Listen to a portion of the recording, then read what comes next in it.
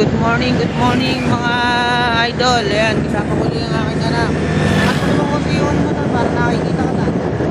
Ayun, kami mo dahil. Dahil. Ano daw? Ayan. Pasok na uli nga pala tayo na siya bukas. Fiesta nga pala bukas. Pero hindi pa tayo pupuntahan bukas. Pero pagka umuwi yung mga kapatid natin, wala man tayong handa. Pero baka shot na lang ng konti. Pero ito, pasok muna tayo.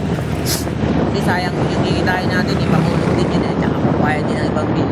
Bili ng diaper, bili ng kung ano-ano pa, mga pangangailangan natin sa araw-araw.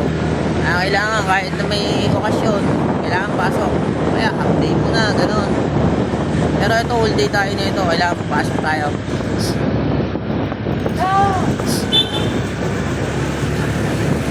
Siyempre, pagka mahirap ka. Pero pagka mayaman ka, okay lang yan. Kahit hindi ka magtrabaho. Basta yung pera mo, nagtatrabaho para sa'yo. Kaya pag dumating yung mga panahon na gano'n, sumakay naman yung panahon sa atin. Gano'n naman yung gagawin natin, ipapahinga tayo. Ibubul na lang natin sa... Ibubul na lang natin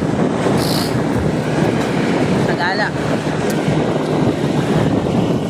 Siyempre, pag may pera ka na, kailangan igala mo din yung pamilya mo. Hindi lang yung iniisip mo lang ay puro sarili mo, ay puro trabaho. Walang mangyayari sa buhay mo. Puro trabaho. Hindi mo naman masasama sa uwa yung pera eh.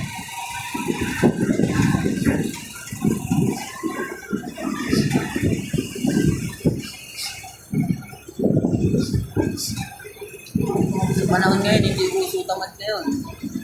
Pasipagan ngayon.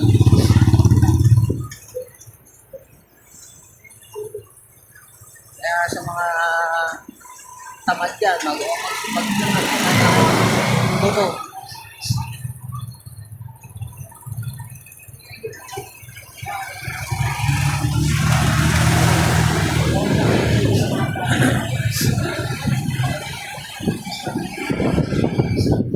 Ngayon, dito pasok tayo.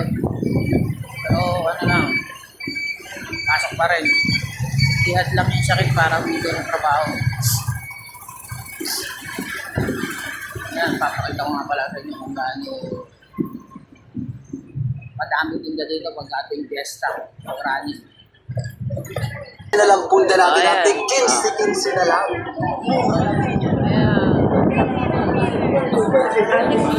Pinana pa rin. Iba naman. Sana pa rin. Ganun sana. Sana. Ah. Pasko, Ha? Pasko. Oh, timay ba naman? May daanan sa gitna.